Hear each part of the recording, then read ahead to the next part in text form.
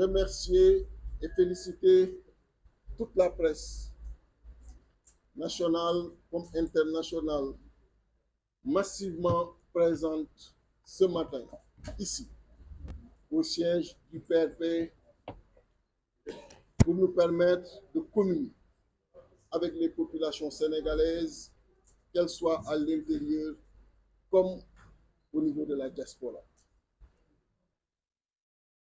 Et je voudrais très rapidement revenir sur ce qui s'est passé hier au niveau de l'Assemblée nationale, le vote de la loi d'amnistie.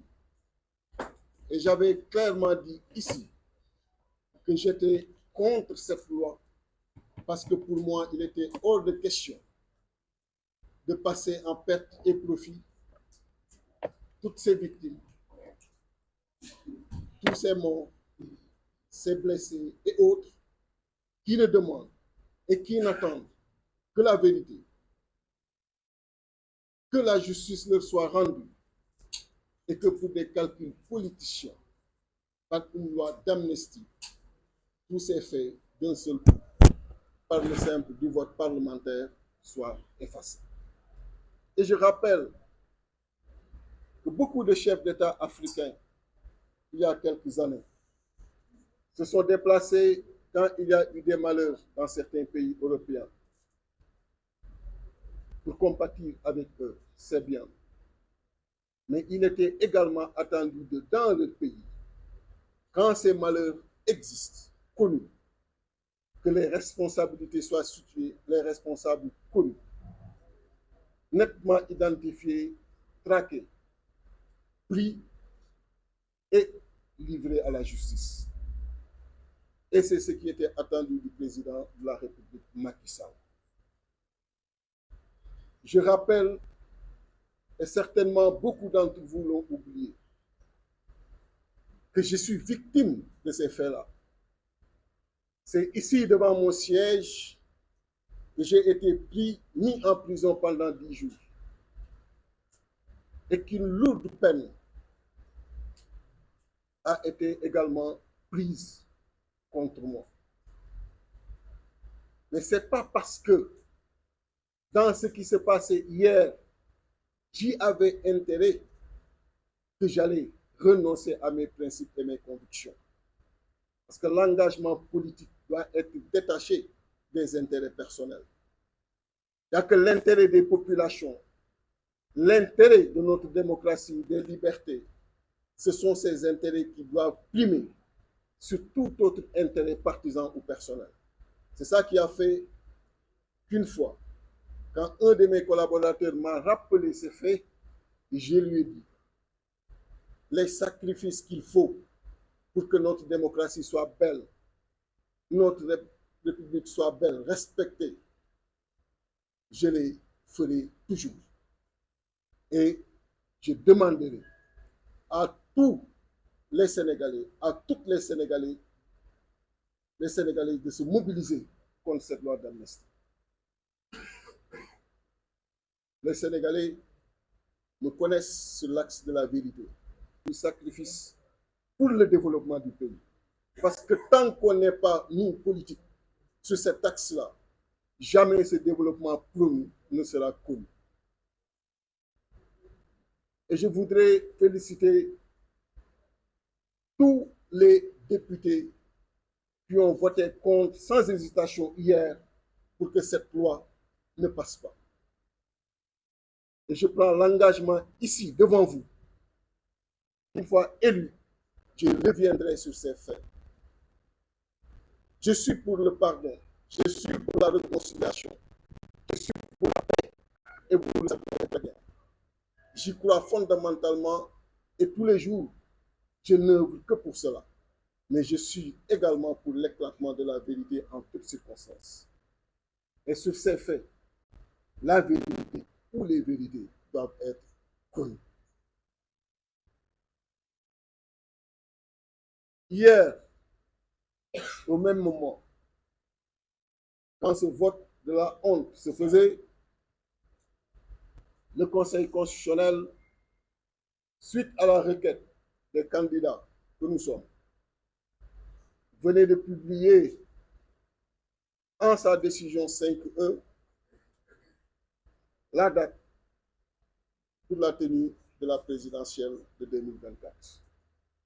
Je rappelle que ce sont nous, candidats, en son temps, qui l'avions saisi pour qu'il se substitue au président de la République pour fixer la date de la présidentielle quand ce dernier jouait au dilatoire et ne voulait pas que la présidentielle soit tenue avant son départ, avant la fin de son mandat prévu le 2 avril. Conscient de cette décision que le Conseil constitutionnel allait prendre, il a sorti par décret la date pour proposer le 24 mars. Je voudrais dire que me concernant, que ce soit la date du 24 ou du 31 mars, nous sommes preneurs.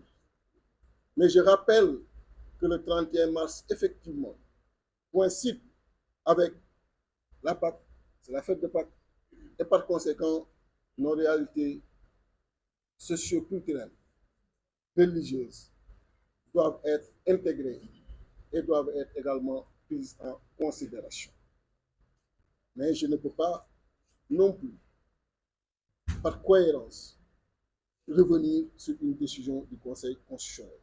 Mais je fais ce rappel pour dire qu'en ce qui me concerne, je suis preneur des deux dates. Et même si ça devait être le 24 mars, je suis également prêt, et je le parle en tant que Déthié Fall, candidat de la coalition Déthié Fall 2024, je suis prêt à ne faire que 15 jours de campagne au lieu des 20 jours prévus par la loi électorale. Parce qu'il est aujourd'hui question de tourner cette page, de procéder au vote et au remplacement du président de la République Macky Sall, de libérer le peuple sénégalais que l'agenda électoral a pris en otage, que les pratiques du président Macky Sall aujourd'hui ont également pris en otage. Il faut libérer ce peuple-là. Et les libérer, c'est d'organiser des élections, passer à autre chose et s'occuper très rapidement de leurs préoccupations. Parce qu'ils n'attendent pas de nous, dirigeants politiques, des oppositions sur l'agenda électoral, mais plutôt des oppositions sur la manière dont leurs préoccupations doivent être prises en charge. Qui parmi nous leur présente le meilleur programme? Qui parmi nous est perçu comme le plus prêt pour les 5 ans à venir à conduire le destin de la nation? Et c'est sur ça que nous sommes attendus. C'est pourquoi il nous faudrait aller en élection et fermer cette page. Et je voudrais dire ici, je suis prêt à faire ce sacrifice. Le président de la République, fin tacticien, savait aujourd'hui que toute la presse allait titrer sur ce revers qu'il venait de recevoir venant du Conseil constitutionnel qui, avec cette décision, en même temps, rejetait toutes les propositions lors du dialogue qu'il avait initié avec ces forces vives de la nation. Ce dialogue qui n'avait fait que des propositions qui violaient la Constitution et qui maintenait illégalement le président de la République Macky Sall au fauteuil du président après le 2 avril. Mais le Conseil constitutionnel a tenu à lui rappeler qu'il était hors de question que l'élection se tienne après le 2 avril et qu'il était également hors de question qu'il se maintienne au pouvoir. C'est pourquoi je voudrais également saluer et féliciter et tous les Sénégalais et les Sénégalaises avec moi, s'il vous plaît, le courage de ces sages qui dernièrement ont été traînés dans la boue. Traînés dans la boue parce que tout simplement, le président avait comme volonté de se maintenir illégalement, mais aussi de reprendre le processus électoral.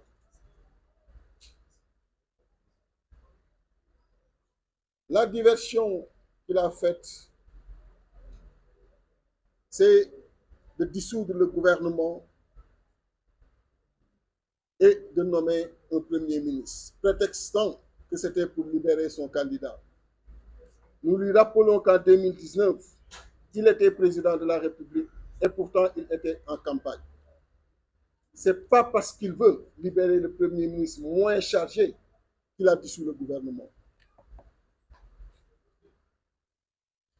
Ces tactiques politiciennes, nous les connaissons et nous savons justement que c'était pour ne pas voir la presse titrée en grande majorité aujourd'hui, comme ça a été pourtant le cas. C'est vers cette opposition du Conseil constitutionnel contre ces pratiques.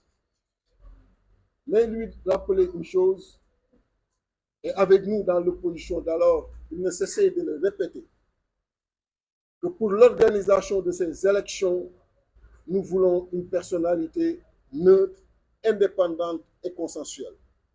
Et par conséquent, au ministère de l'Intérieur, il doit travailler pour les derniers jours, pour les jours qui lui restent, à nous placer à ce niveau. Quelqu'un qui ne va pas nous plonger le jour du scrutin dans une période de crise électorale alors qu'on vient de fermer la période de crise préélectorale. Et appeler les Sénégalais et les Sénégalaises d'ici et dans la diaspora de faire davantage preuve de vigilance et d'attention dans tous les bureaux de vote pour la sécurisation du scrutin, pour que la vérité des urnes puisse prévaloir sur toute autre tentative politicienne derrière le président Macky Sall ou dans les volontés du président Macky Sall. Me concernant, le dimanche au plus tard, j'engagerai la campagne électorale.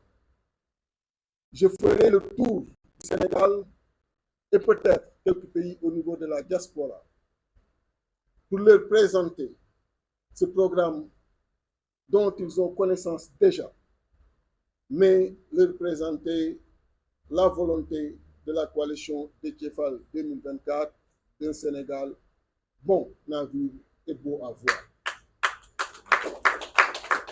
Je prends l'engagement ici devant vous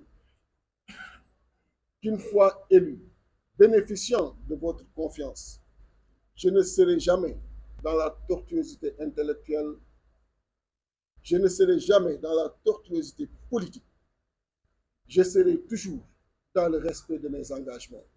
Et tout ce qui est mis, écrit, rédigé par ces brillants experts dans ce programme sera mis en œuvre pour qu'on puisse connaître le développement, un développement basé sur la vérité. Et mon rêve, c'est de voir, en plus de ces Sénégalais qui en ont besoin, de trouver des emplois, de voir tous nos compatriotes au niveau de la diaspora qui le souhaitent, de revenir avec des projets qui seront accompagnés et financés par l'État pour qu'on puisse disposer d'un pays avec toutes les ressources internes que nous avons aujourd'hui qui puissent égaler ces pays, que ce soit dans l'Europe, aux États-Unis ou partout ailleurs où ils sont aujourd'hui. Et ces fuites de cerveau, nous connaissons les raisons. Nous savons que ce sont de dignes patriotes qui sont à la recherche de conditions de vie décentes, mais nous voulons qu'ils reviennent au Sénégal et travailler avec nous pour le développement de notre pays. Et encore une fois, je finis par là, c'est une promesse et je respecte toujours mes promesses pour un Sénégal bon à vivre et beau à voir. Je vous remercie.